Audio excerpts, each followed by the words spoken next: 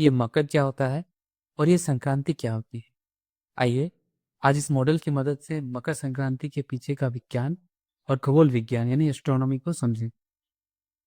तो सबसे पहले कुछ बेसिक टर्म्स, जैसे ये जो सर्कल में आपको तारों के समूह दिख रहे हैं, इसको सर्कल को कहते हैं एक्लिप्टिक या फिर हिंदी में इसे कहते हैं कांति वृत्त।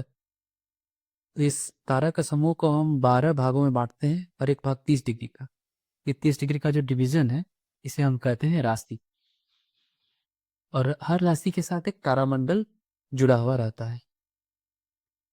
जब सूरज एक राशि से दूसरी राशि में प्रवेश करता है, इस घटना को या फिर इस प्रोसेस को संक्रांति कहते हैं।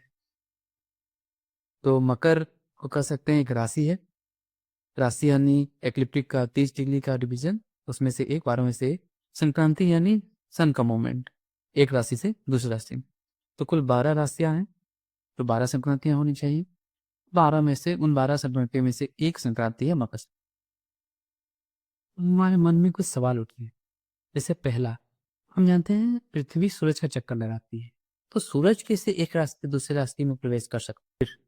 क्या हम देख सकते हैं इन तारामंडल एक्लिप्टिक जो टर्म्स का रेखांकन को देख सकते हैं?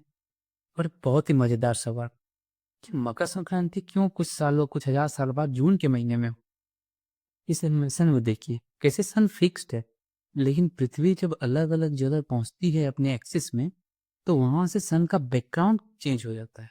इसीलिए हम कह रहे हैं कि सन एक राशि से दूसरी राशि में प्रवेश करता है। अगर आप खुद इन चीज़ों को वेरीफाई करना चाहते हैं, जैसे स्टार्स को, तारामंडल को देखना चाहते हैं, तो स्काईवे लाइट नाम का ऐप प्ले स्टोर से डाउनलोड कर लें और अपने कैमरा को सन की ओर पॉइंट करें।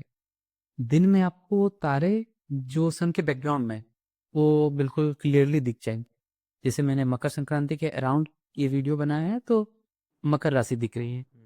या फिर रात को अगर आप अपने कैमरा को पॉइंट करते हैं, बिल्कुल 12 बजे मिडनाइट को अपने सर के ऊपर बिल्कुल पॉइंट कीजिएगा, तो आपको वो तारे दिखेंगे जो 180 डिग्री मतलब बिल्कुल ऑपोजिट में है उस तारामंडल के, जिसके बैकग्राउंड में अभी सन है, उसके ऑपोजिट में जो तारे हैं वो आपको दिखेंगे। इसमें हमने समझा था कि राशि जो तारों का बेल्ट है इक्लिप्टिक में, या फिर तारों का जो बेल्ट है उसको डिवाइड करने का एक तरीका है। तो उसके भी दो सिस्टम, एक वेस्टर्न। इंडियन में क्या होता है कि तारों को रेफरेंस माना जाता है, और वेस्टर्न में सीजन यानी ऋतुओं को रेफरेंस माना जाता है। इसको थोड़ा समझते।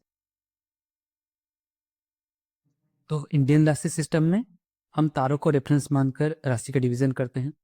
तो ऐसा है कि जब चित्रा तारा आपके सर के बिल्कुल ऊपर हो जिस रात को, उस दिन से हम मेष राशि की शुरुआत मानते हैं। उसके बाद से हम राशि का डिवीजन करना स्टार्ट करते हैं, वही 0 डिग्री है। तो यानी स्टार्स ही हमारा मेन फोकस होता है इंडियन राशि सिस्टम में। जो वेस्टर्न सिस्टम है उसमें ऐसा है कि वो सीजन्स को रेफरेंस मानते हैं। जिस दिन से स्प्रिंग इक्विनॉक्स पड़ा उस दिन से उनका 0 डिग्री स्टार्ट है, और ग्रेगोरियन कैलेंडर भी इसी पे बेस्ड है, जनवरी फरवरी वाला। तो वो हमेशा फिक्स डेट पे पड़ने वाला है उनके लिए। जिस दिन स्प्रिंग इक्विनॉक्स उस दिन से मेष राशि की शुरुआत। और समझते हैं कि क्यों धीरे धीरे मकर संक्रांति जून की ओर शिफ्ट हो रही है। हम सभी को पता है कि अर्थ अपने एक्सिस पे झुका हुआ है, पर इसके जो झुकाव की डायरेक्शन है वो लगातार चेंज हो रही है। 72,000 सालों में एक चक्कर पूरा करती है पृथ्वी में झुकाव के डायरेक्शन को चेंज करने वाला जो मूवमेंट है उसका। तो इससे होता क्या है कि जो तारे आज हमको दिख रहे हैं आसमान में, वो एग्जैक्ट तारे धीरे धीरे शिफ्ट हो रहे हैं।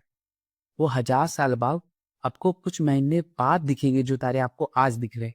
और हमारा राशि सिस्टम बेस्ड है तारों पे, तो इससे ये होता है कि हमारी राशियां भी शिफ्ट हो जाती हैं।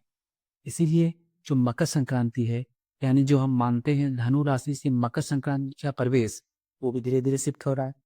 इसीलिए हम कहते हैं कि मकर संक्रांति धीरे धीरे जून की ओर शिफ्ट हो रही है। तो ये था मकर संक्रांति के पीछे का साइंस और एस्ट्रोनॉमी। मकर संक्रांति का कल्चरल सिग्निफिकेंस खुद में एक वीडियो डिजर्व करता है। मकर संक्रांति की ढेरों शुभकामनाएं। और इस मकर संक्रांति चलिए आसमान की ओर देखते हैं।